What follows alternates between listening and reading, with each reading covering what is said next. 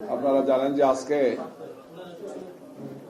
বাংলাদেশ নির্বাচন কমিশন ঘোষিত যে শিডিউল এই অনুযায়ী আজকে ছিল বাংলাদেশের সব জায়গাতেই 300 আসনের যারা প্রার্থী গতকালকে ফাইনাল হয়েছেন তাদের জন্য আজকে তারা প্রতীক বরাদ্দ করেছে।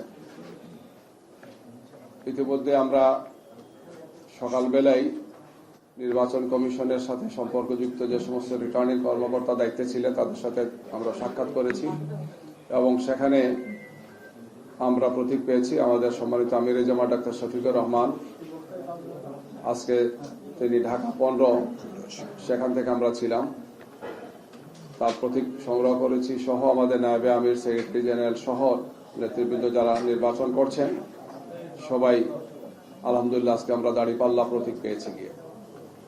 আগামী 12 ফেব্রুয়ারি নির্বাচন সুষ্ঠু, সুন্দর, নিরপেক্ষ করার জন্য আপনারা জানেন আজকে থেকেই প্রতীক পাওয়ার পর থেকেই নির্বাচনী প্রচারণার জন্য আগামীকালকে থেকে আনুষ্ঠানিকভাবে যাত্রা শুরু হচ্ছে। তো আমাদের পরিকল্পনা অনুযায়ী নির্বাচন পরিচালনা কমিটির পক্ষ থেকে আমরা বসে সিদ্ধান্ত নিয়ে আগামীকালকে প্রথম নির্বাচনী কার্যক্রম আরম্ভ হবে। নির্বাচনী ট্রেন যেটাকে বলা হয় সেটা ইতিমধ্যে আরম্ভ হয়েছে, কিন্তু আনুষ্ঠানিকভাবে আগামীকালকে ঢাকা 15-তে আমরা আমাদের সম্মানিত আমির-এ-জামাত এবং কেন্দ্রীয় নেতৃবৃন্দের উপস্থিতিতে নতুন রিন গভীর থেকে পরিষ্কার করে কাপড়কে রাখে নতুনের মতো উজ্জ্বল। নতুন রিন অ্যাডভান্সড পাউডার। আমরা প্রথম সেখানে গণসংযোগ এবং জনসভার আয়োজন করেছি। দিনব্যাপী অনুষ্ঠান চলবে, তবে বেলা আড়াইটার সময় ঢাকা 15-তে আমাদের সেই জনসভাটি অনুষ্ঠিত হবে। আগামীকালকে আমাদের মূল প্রোগ্রাম হচ্ছে এটি। এর সাথে আমাদের বাংলাদেশের বিভিন্ন জায়গাতে আমাদের যে সমস্ত প্রার্থীরা আছেন তারাও আনুষ্ঠানিকভাবে আগামীকালকে সব জায়গাতেই তাদের প্রচারণা, নির্বাচনী কার্যক্রম তারা আরম্ভ করবেন। আমরা নিয়মিত তাদের কার্যক্রমকে মনিটরিং করব, তাদের তত্ত্বাবধান করব এবং আপনাদেরকে তাদের এই সমস্ত কার্যক্রমগুলো আমরা অবহিত করব। আপনাদের মাধ্যমে জাতি এবং দুনিয়ার বিভিন্ন জায়গাতে বাংলাদেশের মানুষ যারা আছেন, আমাদের ভোটাররা আছেন, সে সমস্ত বিষয় তারা ইনশাআল্লাহ আপনাদের মাধ্যমে অবগত হবে। 23 এবং 24 এই 2 দিন ঢাকার বাইরে উত্তরবঙ্গে আমাদের সম্মানিত আমির-এ-জামাত সফর করবেন। সেখানে তিনি বেশ কয়েকটি জেলা সফর করবেন। এর মধ্যে সকালবেলায় তিনি ঢাকা থেকে রওনা দেবেন। পঞ্চগড় থেকে তার কর্মসূচি আরম্ভ হবে। পঞ্চগড়, দিনাজপুর, ঠাকুরগাঁও, রংপুর এই 4টি জেলা আগামী 23 তারিখ তিনি সফর করবেন। পঞ্চগড়ে সকাল 11টায় তিনি গিয়ে পৌঁছবেন, সেখানে আশা করছি আমরা ইনশাল্লাহ। তারপরে দিনাজপুরে আসবেন, দিনাজপুর থেকে জনসভা করে তিনি ঠাকুরগাঁয়ে আসবেন এবং সন্ধ্যার সময় সে রংপুরে জনসভা করে তিনি রংপুর অবস্থান করবেন। এই 4টি জেলা শহরে বড় আকারের জনসভা হবে। আর পথে যে সমস্ত আসনগুলো পড়ে বা গুরুত্বপূর্ণ বাজারগুলো পড়ে, শহরগুলো পড়ে, সেখানে তিনি কথা বলবেন, জনগণের সাথে তিনি মত বিনিময় করবেন, তার বক্তব্য সেখানে পেশ করবেন। 24 তারিখ সকালে রংপুর থেকে তিনি প্রথমেই যাবেন শহীদ আবু সাইদ, আমাদের এই বিপ্লবের 24-এর এই বিপ্লবের সিপাহসালার, যার শাহাদত পুরো জাতিকে উজ্জীবিত করেছিল এবং পরবর্তীতে ফেসিবাদ দীর্ঘ প্রায় 16 বছর পর বাংলাদেশ থেকে বিদায় নিয়েছিল। 1,500-এর মতো ভাই শহীদ হয়েছিলেন সে সময় এবং প্রায় 30,000-এর মতো ভাই এবং বোনেরা আহত হয়েছেন, পঙ্গু হয়েছেন, চোখ হারিয়েছিলেন। সেই শহীদ আবু সাইদের বাড়িতে যাবেন, মত বিনিময় করবেন এবং তার কবর জিয়ারত করে সেখান থেকে তিনি গাইবান্ধার পলাশ বাড়িতে এসে জনসভায় বক্তব্য রাখবেন। সকালে তিনি সেখানে পৌঁছবেন আমরা আশা করছি। 10টার দিকেই তার জনসভা সেখানে অনুষ্ঠিত হবে। পরে তিনি আসবেন বগুড়ায়। বগুড়া 12টা একটা জনসভা হবে শহরে, তারপরে বগুড়া শেরপুরে আরেকটি হবে, তারপর সিরাজগঞ্জ জেলাতে তিনি যাবেন, সেখানে একটি জনসভা হবে শহরে।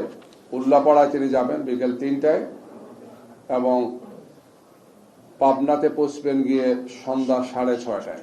অর্থাৎ 24 তারিখ তিনি রংপুর থেকে গাইবান্ধা, বগুড়া হয়, সিরাজগঞ্জ, উল্লাপাড়া এবং পরবর্তীতে পাবনা তিনি পৌঁছবেন। পরের দিনও আরো 4টি জেলার বিভিন্ন স্থানে তিনি জনসভা, মত বিনিময় সভা করবেন এবং সেখানে তিনি বক্তব্য রাখবেন। 25 তারিখ তিনি ঢাকা মহানগরের 3টি আসন 5, 6 এবং 7 নম্বর এই 3টি আসনের জনসভায় তিনি অংশগ্রহণ করবেন। দুপুর 12টা থেকে আরম্ভ হবে, তারপরে 3টা, 1টা এবং সন্ধ্যা 6:30টায়। আপাতত 22, 23, 24 এবং 25 এই 4 দিনে আমরা তার জনসভাগুলো এবং পথসভা সহ কর্মসূচি আপনাদের সামনে পেশ করলাম। আমরা মূলত ঢাকা 22 এবং 25 তারিখ ঢাকাতে, 23 এবং 24 তারিখ রংপুর এবং দিনাজপুর এই দুটো গুরুত্বপূর্ণ জেলা এবং তার সাথে আরো জেলাগুলো সহ তিনি পাবনা একসাথে সফর করে আসবেন। পরবর্তীতে আমাদের কর্মসূচিগুলো আমরা স্থানীয় সংগঠনের সাথে আলাপ আলোচনা করছি, আমরা আপনাদেরকে শীঘ্রই জানাবো। এর মধ্যে আপনাদের অবহিত করব যে আমাদের পরবর্তী জনসভাগুলো কোন কোন জায়গায় কোন কোন সময় অনুষ্ঠিত হবে। এই হচ্ছে আমাদের আগামীকালকের প্রথম নির্বাচনী জনসভা, যেটা ঢাকা 15 থেকে আরম্ভ হবে, আর 25 তারিখ আবার ঢাকায় 3টি আসনের মাধ্যমে এই 4 দিনের দীর্ঘ সফর তিনি শেষ করবেন। এরপরে পরবর্তীটা আমরা জানাবো। ধন্যবাদ। ঢাকা এখন পর্যন্ত এই যেহেতু আনুষ্ঠানিক নির্বাচন প্রচারণা, এই জামাতাবের নিরাপত্তার কোনো সংকট দেখছেন কিনা বা আমরা নির্বাচন কমিশনকে চিঠি দিয়েছি। একই চিঠি আমরা প্রশাসনের বিভিন্ন পর্যায়ে দিয়েছি, বিশেষ করে স্বরাষ্ট্র মন্ত্রণালয়কে আমরা জানিয়েছি, পুলিশের বিভিন্ন বিভাগকে আমরা দিয়েছি, এ ব্যাপারে যাতে প্রয়োজনীয় পদক্ষেপগুলো গ্রহণ করে। স্থানীয়ভাবেও আমরা রিটার্নিং অফিসার সহ যারা আছেন বা স্থানীয় প্রশাসনে যারা আছেন তাদেরকে অবহিত করছি যে এই ব্যাপারে প্রয়োজনীয় নিরাপত্তা এবং সহযোগিতা যাতে তারা করে। কোনো শঙ্কা দেখছেন কিনা? আমরা আশা করছি যে প্রশাসন, যেহেতু শীর্ষ নেতা তিনি আমাদের, তার সাথে আরো অনেক কেন্দ্রীয় নেতৃবৃন্দ থাকবেন, অনেকগুলো গুরুত্বপূর্ণ জনসভা অনুষ্ঠিত হবে, প্রয়োজনীয় নিরাপত্তা ব্যবস্থা এনশিওর করবেন। অবশিষ্ট 47টা আসনের ব্যাপারে আপনারা কোনো ঘোষণা দেননি? আনুষ্ঠানিক কোনো সিদ্ধান্ত আছে কিনা? আমরা আজকে আমাদের জাতীয় নির্বাচন কমিটির বৈঠক চলছে, সেটা শেষ হলে আমরা কিছু আলোচনা করি, আমরা জানাবো ইনশাল্লাহ।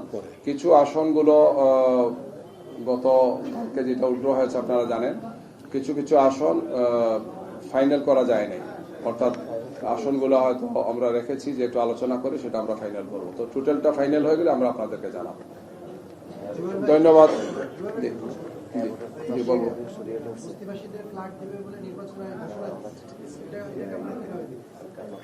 নির্বাচনী আচরণবিধি লঙ্ঘন হয় এমন কোন কাজ আসলে কারো দ্বারা করা উচিত নয়। আমরা দেখেছি যে এই ধরনের কিছু কথা বলেছেন, তো যিনি বলেছেন তার দল এবং নির্বাচন কমিশন এই বিষয়গুলো দেখবেন। আমরা নির্বাচন কমিশনে দৃষ্টি আকর্ষণ করেছি যে কোনো অবস্থায় যাতে শীর্ষস্থানীয় কোনো নেতা বা কোনো দলের পক্ষ থেকেই নির্বাচনী আচরণবিধির ব্যাপারে আমরা সবাই সচেতন থাকি, ভূমিকা পালন করি। গিয়ে ঢাকা মহানগর দক্ষিণের একটা অভিযোগ আমরা গতকালকে সেখানে যোগাযোগ করেছি। সিটি কর্পোরেশনের পক্ষ থেকে হাবুটের পক্ষে যে প্রচারণা ছিল সেই সমস্ত সামগ্রীগুলো তার সরিয়ে ফেলেছে। পরে আমাদের পক্ষ থেকে সিটি কর্পোরেশন যোগাযোগ করেছি, তারা সরি বলেছেন, কিন্তু কাজটা তারা ভালো করেননি। আমরা বলেছি যে এই ধরনের কাজ যেখানে সরকার সরাসরি হাবুটের পক্ষে প্রচারণা চালাচ্ছেন, আমরা সব দল হাবুটের পক্ষে আছি। ফেসিবাদ বিরোধী আন্দোলনে আমরা যারা ছিলাম সবাই এই দীর্ঘ সংস্কার প্রক্রিয়া শেষ করে এখন হাবুট জয় হোক, এটা আমরা চাই। ফেসিবাদের দূষর ছাড়া আর কেউ না ভোটের পক্ষে থাকার কথা না। তো সেখানে এই কাজটি যারা করেছেন তারা সঠিক কাজটি করেননি, আমরা তাদের দৃষ্টি আকর্ষণ করেছি। ভবিষ্যতে যাতে এই ধরনের কোনো কর্মকাণ্ড না হয় আমরা তাদের দৃষ্টি আকর্ষণ করছি। সবাইকে ধন্যবাদ। সালাম আলাইকুম।